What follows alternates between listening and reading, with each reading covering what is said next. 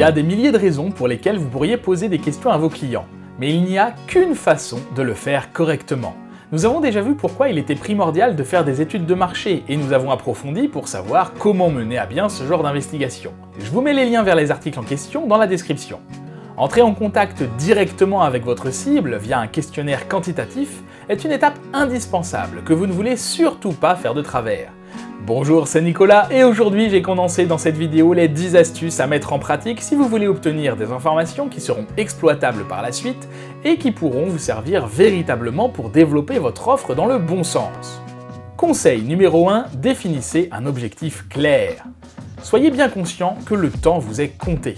Mettez-vous un instant à la place de la personne interrogée. À peine vous a-t-on demandé un peu de votre temps pour répondre à quelques questions, que vous vous demandez déjà combien de temps vous allez perdre. Il existe des astuces pour éviter ce genre de biais, mais gardez tout de même en tête que les personnes en face de vous souhaitent que le questionnaire dure le moins de temps possible. Et qui dit moins de temps, dit moins de questions. Il est donc très important que vous ayez défini, en amont, votre objectif principal, peut-être assorti d'un objectif secondaire. De cette manière, vous pouvez spécialiser vos questions pour atteindre cet objectif, éviter de trop vous disperser et maximiser la pertinence de votre analyse. Posez-vous donc cette question, quelles sont les informations dont j'ai besoin ? Conseil numéro 2, soignez votre introduction et votre conclusion. Comme je le disais au point précédent, les personnes interrogées vont partir du principe qu'elles vont perdre du temps. C'est à vous de leur donner envie de répondre à vos questions. Et ça se joue principalement en 2 points. Donner confiance et valoriser l'opinion du répondant. Expliquez bien le but de votre questionnement, présentez-vous rapidement, rassurez sur la confidentialité des données récoltées et sur le caractère anonyme des réponses. Si le répondant comprend ce que vous cherchez et pourquoi, et que vous sollicitez une faveur de sa part, il sera plus enclin à vous apporter son aide. Mettez en avant le fait qu'il s'agit d'un échange, puisque si vous profitez de ces réponses pour récolter des informations, rien ne vous empêche d'informer le répondant sur votre marché ou sur un thème lié à votre étude. Vous pouvez aussi, bien sûr, les informer dès le départ sur le temps que cela leur prendra de répondre à vos questions. Et s'il vous faut soigner votre entrée en matière, n'oubliez pas d'apporter un soin tout particulier à votre sortie. Remerciez-les notamment pour le temps et l'intérêt qu'ils vous ont accordé. N'oubliez pas que si l'expérience leur a été satisfaisante, ils pourront non seulement vous recommander à leurs proches, mais ils pourront également plus facilement être de nouveau approchés pour une autre étude, quantitative ou qualitative. Conseil numéro 3, commencez en douceur. Bon, le répondant a accepté de répondre à vos questions, mais il ne sait pas encore tout à fait à quoi s'attendre. Même si vous lui avez expliqué ce que vous attendez de lui, il est encore intimidé et se demande à quelle sauce il va être mangé. Ne commencez donc pas le questionnaire quantitatif par des questions trop sensibles ou trop personnelles. À ce stade, vous ne voulez surtout pas lui faire peur. Si ces questions sont nécessaires, gardez-les plutôt pour la fin, quand le répondant sera le plus à l'aise, à condition que votre questionnaire ne soit pas trop long. Conseil numéro 4, soyez précis. Votre questionnaire quantitatif doit être organisé et avoir une progression cohérente. On l'a vu, vous ne pouvez pas vous permettre de vous perdre dans vos questions sous peine de perdre également le répondant, qui n'aura alors ni le temps ni la concentration nécessaire pour vous répondre convenablement. Pour cela, le questionnaire doit être le plus concis possible, et vos questions à la fois précises et spécifiques. Chaque question doit vous apporter une information et le répondant doit la comprendre immédiatement. Les questions trop vagues, trop générales ou à tiroir peuvent être déstabilisantes et difficiles à cerner. Conseil numéro 5, dynamisez le questionnaire.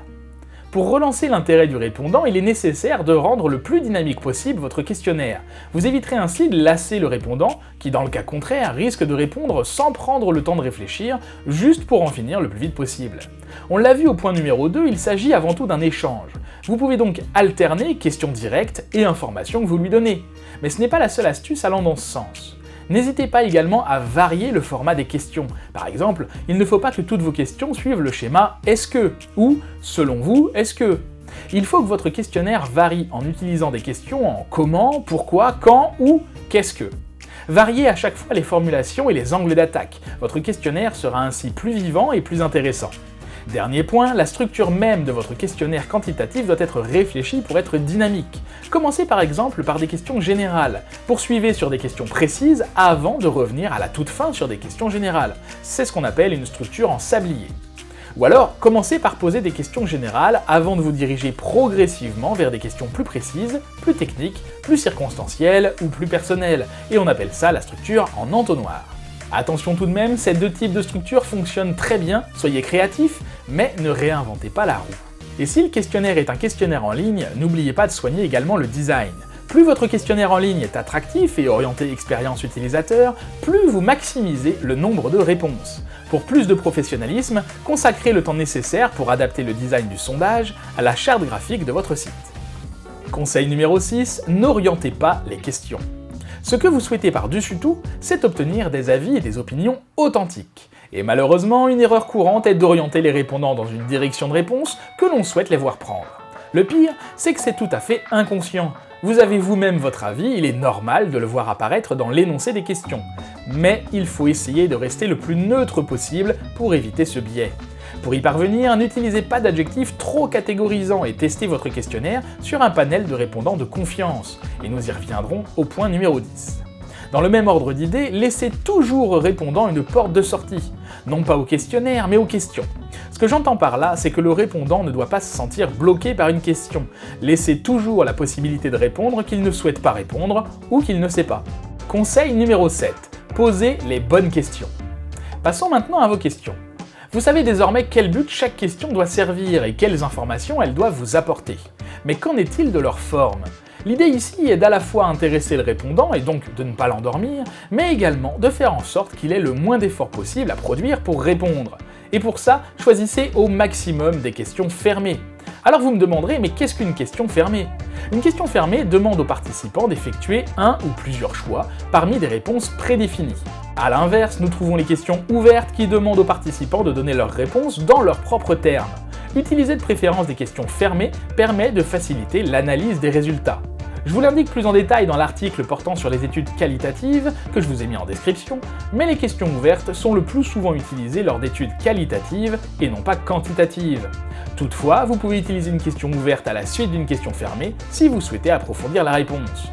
Par exemple, vous pouvez commencer par demander à vos clients s'ils sont satisfaits des produits que vous commercialisez, et ensuite poser une question ouverte et demandez-leur quel est l'adjectif qualificatif qui, selon eux, définit le mieux vos produits. Conseil numéro 8. Proposez les bonnes réponses. Attention toutefois, toutes les questions fermées ne se valent pas. Les questions de type oui, non, par exemple, ne permettent pas d'apporter les nuances qui sont souvent nécessaires. C'est également le cas des questions vrai-faux ou d'accord, pas d'accord. Préférez-leur les échelles de réponse. Mais si, vous savez ce que c'est. Tout à fait d'accord, plutôt pas d'accord, pas du tout d'accord. Ou bien, très intéressant, intéressant, peu intéressant, pas du tout intéressant. Ou encore les échelles chiffrées, même si je vous conseillerais d'utiliser davantage les mots que les chiffres pour éviter toute ambiguïté. Pour toutes ces échelles, veillez à avoir un nombre de réponses possibles pair. Cela évite que le répondant se positionne de façon neutre.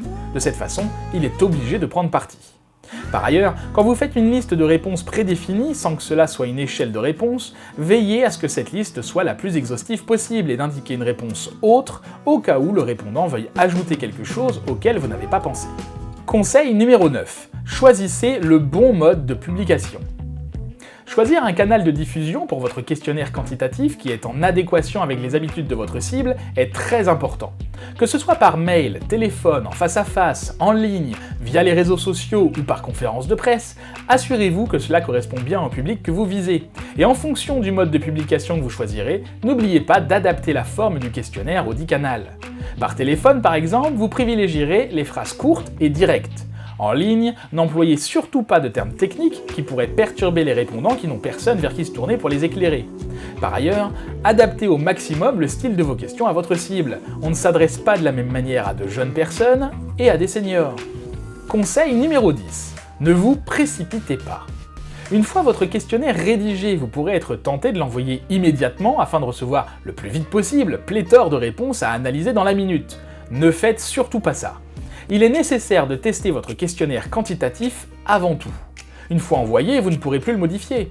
Il faut donc être sûr à 200% que les questions sont claires, compréhensibles, que le questionnaire n'est pas trop long et qu'il s'enchaîne bien. Je vous invite à télécharger le guide gratuit 8 étapes pour réaliser une étude de marché, dans lequel vous trouverez de plus amples informations sur les questionnaires quantitatifs et qualitatifs, et sur les études de marché de manière générale. Comme d'habitude, le lien est dans la description. Merci beaucoup d'avoir regardé cette vidéo, j'espère qu'elle vous aura plu. Si c'est le cas, n'hésitez pas à mettre un pouce bleu, toujours apprécié, et à la partager autour de vous pour aider encore plus d'entrepreneurs à améliorer leur quotidien. Et n'oubliez pas de vous abonner à la chaîne si ce n'est pas déjà fait. Je vous souhaite une très bonne journée, et je vous dis à bientôt.